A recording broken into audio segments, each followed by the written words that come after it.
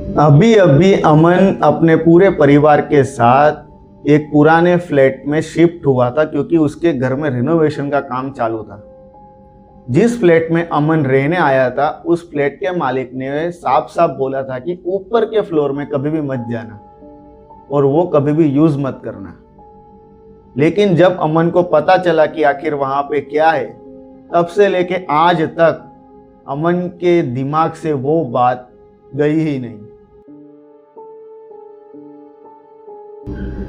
अमन अभी अभी एक पुरानी बिल्डिंग में अपने मम्मी पापा के साथ शिफ्ट होता है क्योंकि जो उसका घर था ना, वहां पे रिनोवेशन का काम चल रहा था। वो पूरा कुछ रिनोवेशन करवा रहे थे, इसलिए अमन अपने मम्मी पापा के साथ एक पुरानी बिल्डिंग में रेंट पे कुछ महीनों के लिए रहने के लिए आता है। अब अमन जिस बिल्डिंग में रहने जा रहा था वो नीचे ग्राउंड फ्लोर पे रहने वाले थे, लेकिन जो उसके ऊपर का फ्लोर था वो ना बंद था।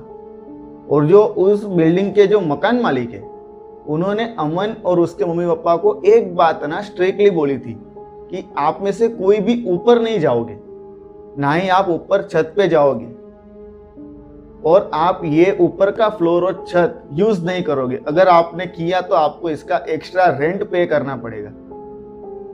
अब इस बात को ध्यान में रखते हुए अमन और उसके मम्मी पापा ने डिसाइड किया, कुछ भी हो जाए हम लोग ऊपर के फ्लोर में या छत पे जाएंगे ही नहीं, क्योंकि मकान मालिक ने जैसा कहा है थोड़े महीनों के लिए वैसा करना पड़ेगा। आखिरकार ये उन्हीं का घर है और वैसे भी थोड़े ही महीनों की बात है, फिर तो वापस अपने पुराने घर में जैसे ही रिनोवेशन खत्म होगा चले जाएंगे।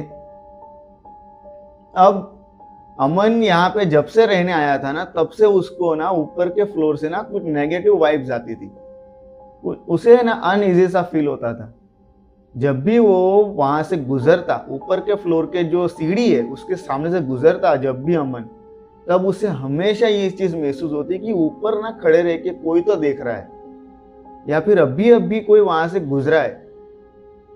उसे हर बार ऐसा लगता था, लेकिन वो खुद को समझाया करता हमेशा कि ऊपर कोई रहता नहीं है, बंद है और उसका ये वहम होगा। क्योंकि वो जो पूरी बिल्डिंग है उसमें सिर्फ वही तीन रहते थे, अमन और उसके मम्मी पापा।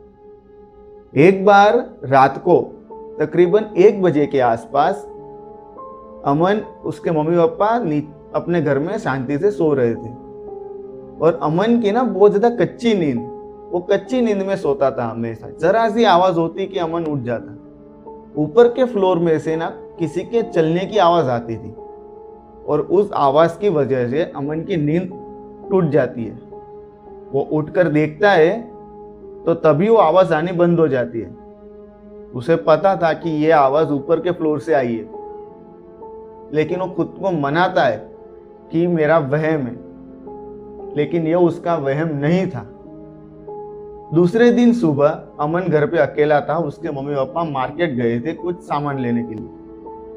जब अमन अकेला घर पे था, वो टीवी देख रहा था, तभी अचानक ऊपर के फ्लोर से ना बर्तन गिरने की बहुत ही जोर की आवाज आती है, और उस आवाज से डर के मारे अमन झटके से उठता है और अपने घर के बाहर निकलता है, क्योंकि घर में वो अकेला था और बहुत ज्यादा डर चुका था।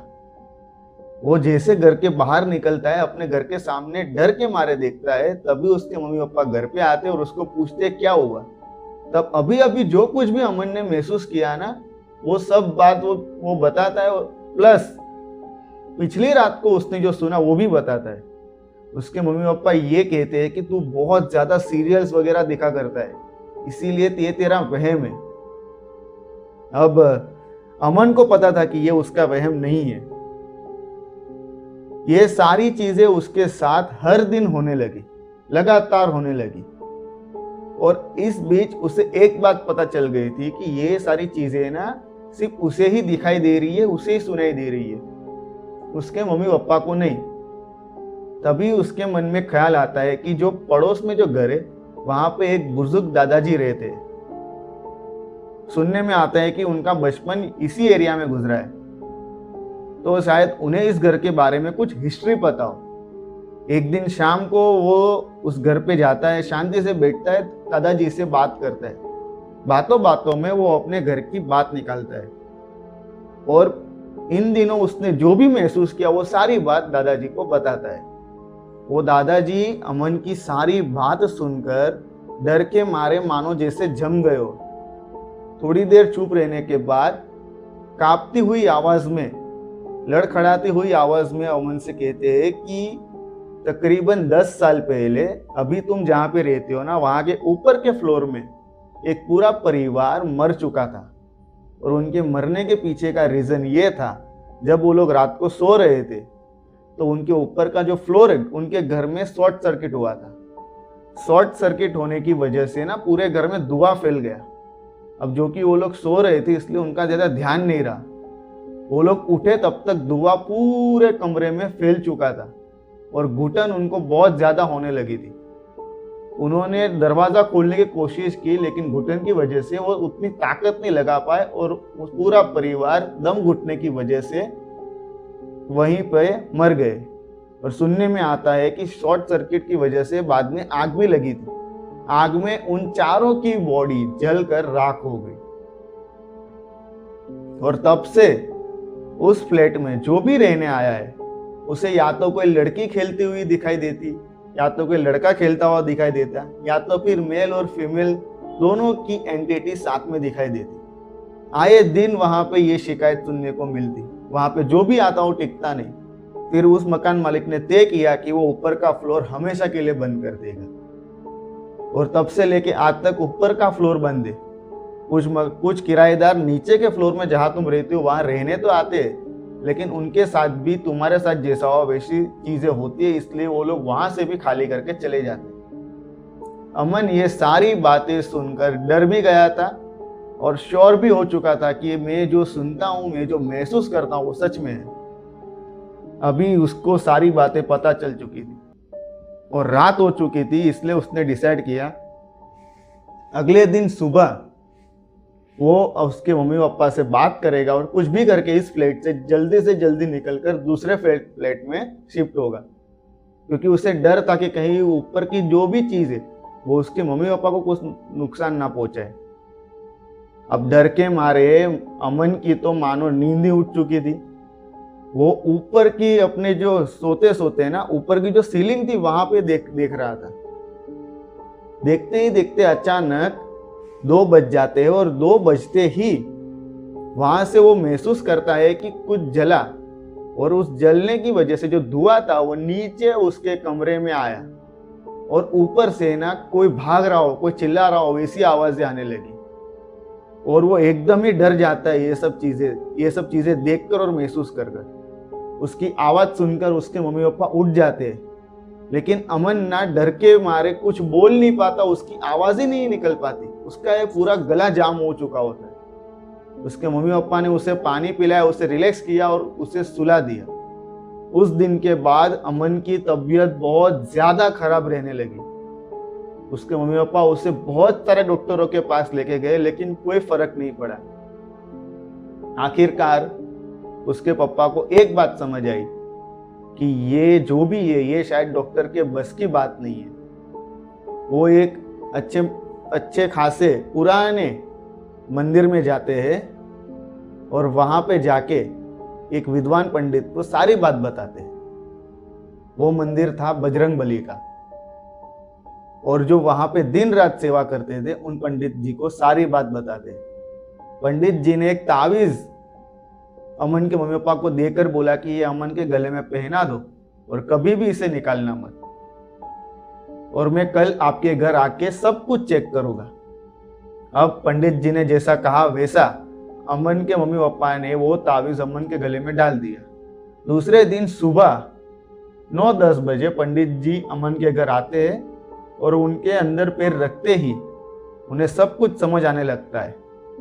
थोड़ी देर बाद सब कुछ जांच पड़ताल करने के बाद अमन ने उसके मम्मी पापा को कहा कि ऊपर के फ्लोर में एक लड़की, एक लड़का, एक औरत और एक आदमी की आत्मा ट्रैप है। उन्हें अभी मुक्ति नहीं मिली, इसीलिए वो यहाँ पे किसी को रहने नहीं देंगे और उनकी मुक्ति का एक इलाज है, एक हवन करना पड़ेगा। अगर आप वो हवन अभी करवाओगे तो उनको मुक्ति मिल जाएगी। अमन के मम्मी पापा हाँ बोल देते कि हाँ हम तैयार है, अगर इससे हमारा लड़का ठीक होता है तो हम तैयार है। पंडित जी ने सारी सामग्री उनको लिखवा दी। अब जो भी साधन सामग्री थी अमन के पापा जाके ले आते। पंडित जी बोलते कल सुबह तैयार रहिएगा। दूसरे दिन सुबह अमन के पापा मकान मालिक को पहले सारी बात बताते। मकान मालिक पहले गुस्सा तो होते, लेकिन उनका जो वो फ्लैट था वो इस चीज से अब आजाद होने वाला है ये सोचकर वो एग्री हो जाते हैं। सारी साधन सामग्री लेके ये लोग ऊपर के फ्लोर पे जब जाते, जब ताला तोड़ते तब अंदर से किसी के दौड़ने की आवाज आती है। अमन के पापा और मकान मालिक दोनों डर जाते, लेकिन पंडित जी ने हिम्मत करके अंदर जाके सारा कुछ साधन सामग्री लगाना शुरू किया। कुछ एक आध घंटे के बाद सब कुछ सेट हो जाने के बाद पंडित जी ने जैसे ही हवन स्टार्ट किया वैसे ही मानो उनके चारों ओर कोई भाग रहा हो वैसा महसूस होने लगा। कभी कोई लड़की की चीखने की आवाज आती, कभी कोई मर्द की, कभी कोई लड़का उनको दिखाई देता, कभी कोई औरत। लेकिन पंडित जी ने हवन रोका नहीं।